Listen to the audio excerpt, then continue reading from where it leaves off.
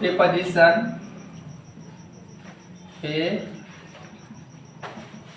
preposition नहीं, the parts of a speech, the parts of a speech, the parts of a speech showing relation between, showing, write down, showing relation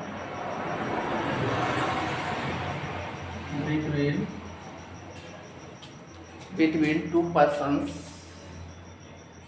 two persons,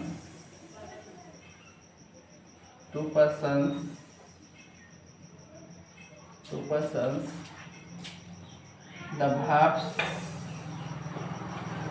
and its objects, and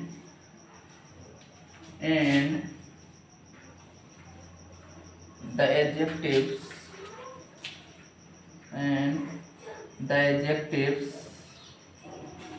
and its objects are called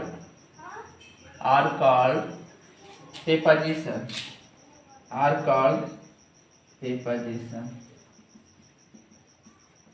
इसका मतलब ये हुआ कि preposition क्या है, what is preposition। तो the parts of a speech, parts of speech जो 8 है वो 8 के बीच क्या करेगा, पार्ट्स ऑफ स्पीच रिश्ता बताने का काम करेगा। और रिश्ता क्या बताएगा, टू पर्सन्स, दो व्यक्तियों के बीच में, या verb, और verb के बाद जो ऑब्जेक्ट आता है तो verb और ऑब्जेक्ट के बीच में रिश्ता बताएगा, या फिर एडजेक्टिव आएगा, एडजेक्टिव के बाद ऑब्जेक्ट आता है तो एडजेक्टिव और ऑब्जेक्ट के बीच में रिश्ता बताएगा। प्रीपोजिशन सिर्फ काम होता है रिश्ता बताना। तो रिश्ता क्या बताएगा, दो व्यक्ति के बीच में, दो नाउन्स के बीच में, वर्ब्स और ऑब्जेक्ट के बीच में, एडजेक्टिव और ऑब्जेक्ट के बीच में, इसके अलावा भी वर्ब और ऑब्जेक्ट के बीच में। तो आप समझिए कि प्रीपोजिशन मीन्स सिर्फ रिलेशन शो करता है, रिलेशन प्रदर्शित करता है, रिलेशन बताने का काम करता है दो व्यक्तियों के बीच में।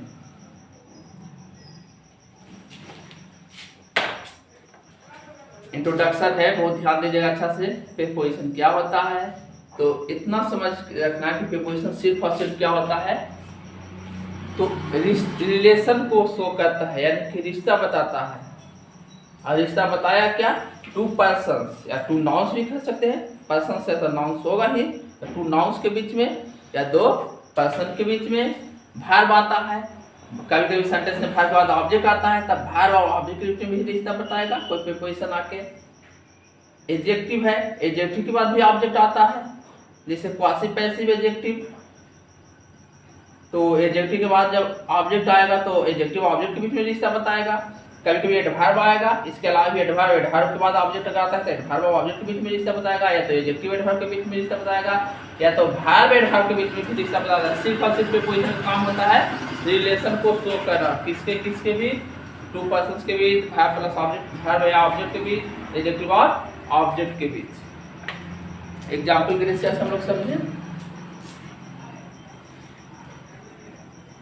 कि he is the son of mister Sen. चलिए, ये हमारा सन कॉमन नाउन है, ए प्रॉपर नाउन है, ए भी पर्सन्स है, कोई व्यक्ति है, ए भी पर्सन्स है। इस पर्सन्स के बीच में ऑफ रिश्ता जोड़ने का काम किया, रिलेशन बताया, तो ये हो गया प्रीपोजिशन। समझे ना।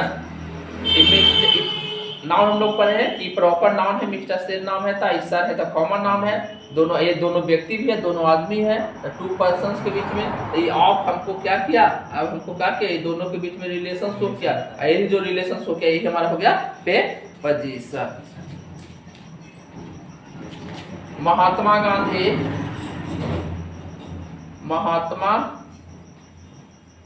गांधी इज द father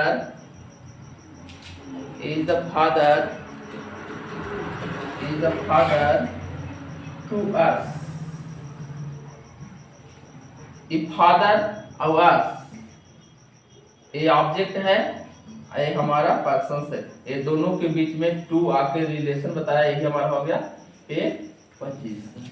यही रिश्ता बताने का काम किया, इसलिए हम इसे क्या कहेंगे, पे पोजीशन कहेंगे।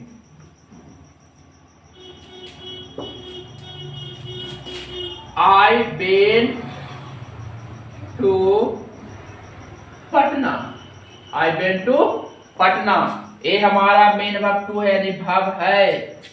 ये हमारा एडवर्ब ऑफ प्लेस है, तब वर्ब और एडवर्ब के बीच में ये टू आके रिश्ता बताया, यही हमारा हो गया पे पोजीशन। अब टू पे पोजीशन किसके लिए रहता है, मोशन टू वाट्स के लिए, मोशन टू वाट्स के लिए। मोशन क्या होता है, आप फिजिक्स में पढ़े होंगे गति। मोशन मतलब जो मैं भी बोल रहा हूँ तो और ऊपर नीचे हो रहा था, मोशन हुआ, लिख रहे तो मोशन हुआ, चल रहे तो मोशन हुआ। तो आई को पटना जाने के लिए पहले गांव से बस स्टैंड जाना हो पड़ेगा, या गया होगा बस पर, फिर बैठा होगा, झारखंड गया होगा, फिर ट्रेन, बाई ट्रेन से या बाई बस से पटना गया, तब मोशन टू वाट्स हुआ कि नहीं। तो यदि मोशन टू वाट्स होता है तो हमें टू प्रीपोजिशन लगाना। चलिए हम लोग प्रीपोजिशन की जब बातें करेंगे तो हम बताएंगे कि टू कैसे होता है, उसमें डिफाइनिंग हम लोग करेंगे। तो हम लोग को इतना पता चला कि भार और एडभार के बीच में यहाँ पर रिश्ता टू बताने का काम किया, भार और एडभार के बीच में टू रिश्ता बताने का काम किया, इसीलिए हमारा टू क्या हो गया, ये पे पोजीशन हो गया। I will understand. Another examples, duster कहाँ, यहाँ तक क्लियर है ना। कॉन्सेप्ट याद रखना है कि प्रीपोजिशन जब भी होगा ना तो रिलेशन शो करेगा। रिलेशन क्या शो करेगा, to persons, two nouns, verbs and its subject, adjective and its subject, verb and adverb. It is clear. Another examples. It is clear to us. It is clear to us.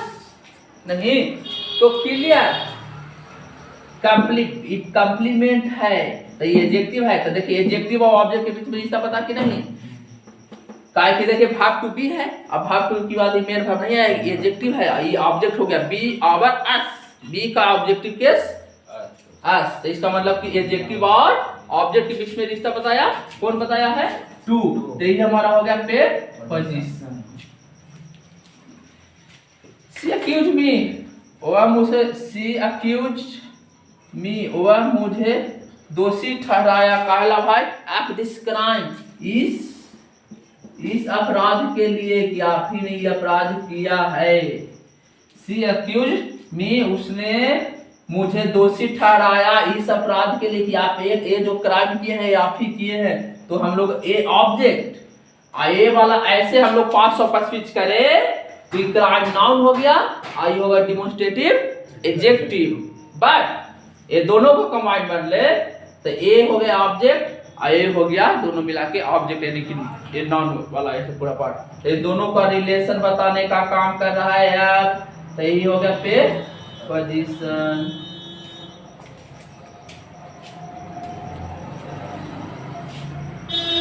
He is clear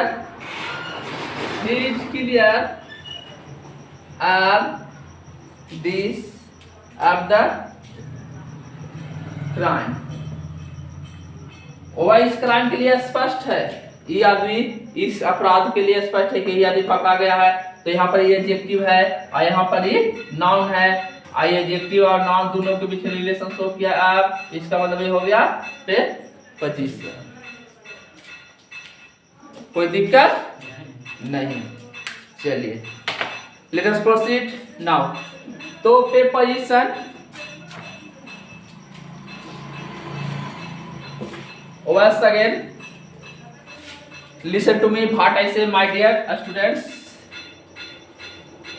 but syllable is 1 2 3 4 syllable, that is pre and position, pre and position, pre and position। pre means before and position means state, before means पहले state means अवस्था, अवस्था, स्थिति, स्थिति। Okay, तो कोई भी preposition बैठेगा तो पहले बैठेगा, कोई भी प्रीपोजिशन बैठेगा तो पहले बैठेगा। किसके पहले? या तो नाउन के पहले, मैं टू पर्सन्स का हम लोग जोड़ेंगे ना, तो एक पर्सन्स के पहले बैठेगा, एक पर्सन के तो बाद बैठेगा ही। तो कोई प्रीपोजिशन जब भी बैठेगा ना कहीं पे, तो याद रखना कि कोई वर्ड से पहले, जैसे भार और एडभार के बीच में, एडजेक्टिव और ऑब्जेक्ट के बीच में, तो ये ऑब्जेक्ट से पहले बैठा नहीं, वर्ब और ऑब्जेक्ट यानी कि ऑब्जेक्ट से पहले बैठेगा,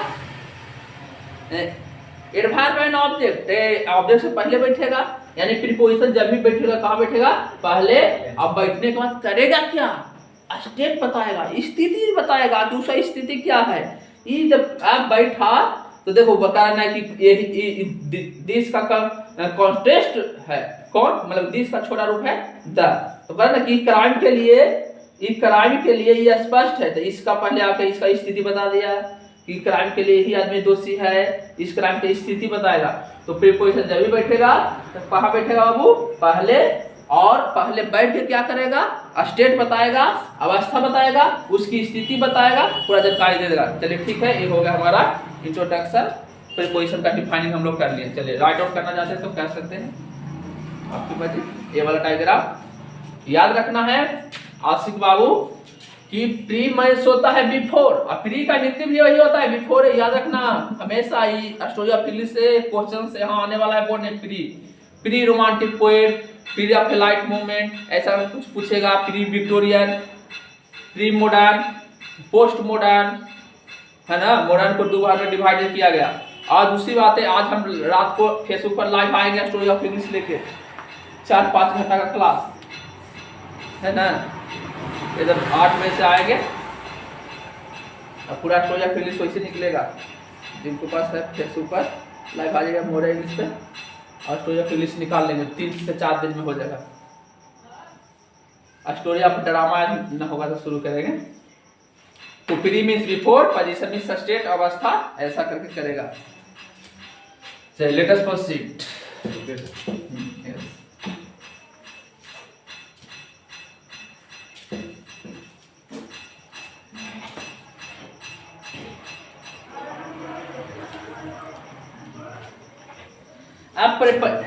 A preposition is, yes, write down. A preposition is one that, a preposition is one that always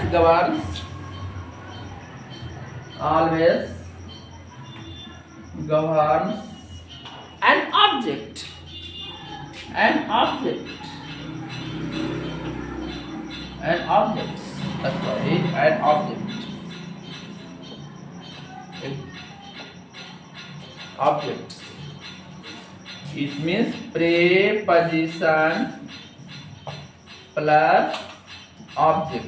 That is word या phrase. Word या phrase. देखिए, a preposition is one that always govern an object. कोई भी preposition क्या होगा? जो हमेशा शासन करेगा, हुकूमत करेगा ऑब्जेक्ट पे।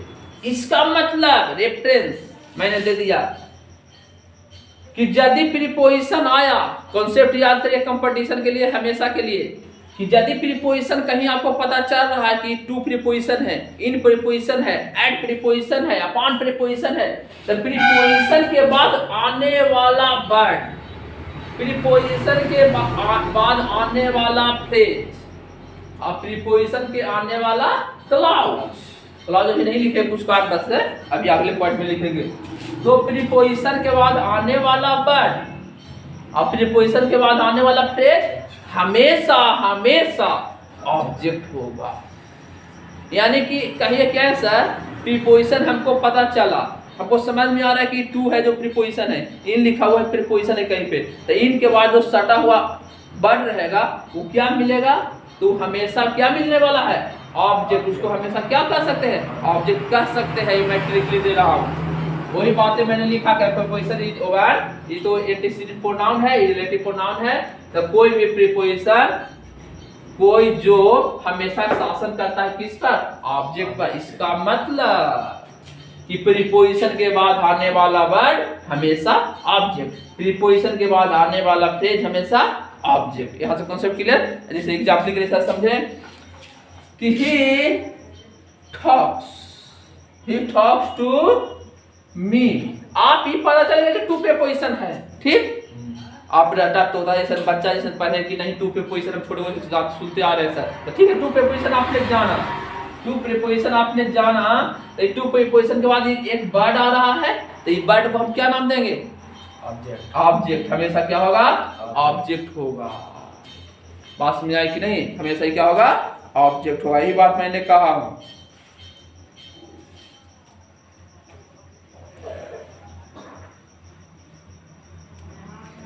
In spite of long preposition ही है, in spite of being hardworking,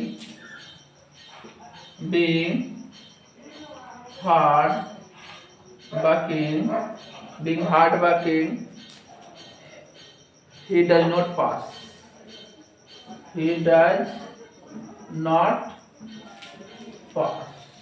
चलो देखो, ये प्रीपोजिशन है कॉम्प्लेक्स वाला, ये वाला आपका फ्रेज है। फ्रेज क्या होता है, a group of words giving some meaning without subject of verb is called a phrase. इसमें सब्जेक्ट ऑफ वर्ब नहीं है, मीनिंग दे रहा है कि कठिन परिश्रम के बाद भी, यहाँ पर स्पेलिंग मिस्टेक हो गया, hard working, being hard working, HARD छूट गया था, हार्ड वर्किंग। तो ये हमारा फ्रेज है, समझ आया कि नहीं। ये हमारा प्रीपोजिशन है, तो ये प्रीपोजिशन है ना, तो ये प्रीपोजिशन के बाद आने वाला फ्रेज, इसको हम क्या नाम देंगे बेटा, ऑब्जेक्ट। इधर में अनदर सेंटेंस है कि वह कठिन मेहनत करता, वह कठिन मेहनत के बावजूद भी वह पास नहीं करता है, यानी फेल कर जाता है। ऐसा सिचुएशन था, बस इसमें एरर नहीं लेंगे। तो आप समझ जाए कि आपको कंसेप्ट यही बनाना चाहिए कि अगर प्रीपोजिशन हमको समझ में आ रहा है कि सर हम छोटा बोलने पढ़े कि इन प्रीपोजिशन होता है, एड प्रीपोजिशन होता है, कहाँ लगा ये मालूम नहीं, लेकिन इतना जानते हैं कि इन प्रीपोजिशन है, एड प्रीपोजिशन है, अपॉन प्रीपोजिशन है, इनटू प्रीपोजिशन है। ऐसी स्थिति में ये सब मिले, उसके बाद कोई वर्ड मिले और फ्रेज मिले, तो उस वर्ड और फ्रेज को हम लोग क्या कहेंगे, हमेशा ऑब्जेक्ट। ऑब्जेक्ट समझे ना, बस सही चीज सिखा रहे थे। चलिए थोड़ा सा और देख लेते हैं। A preposition can take, a preposition can take, a preposition can take, a preposition can take, a preposition can take, a preposition can take, कोई भी प्रीपोजिशन ले सकता है, कोई भी प्रीपोजिशन ले सकता है।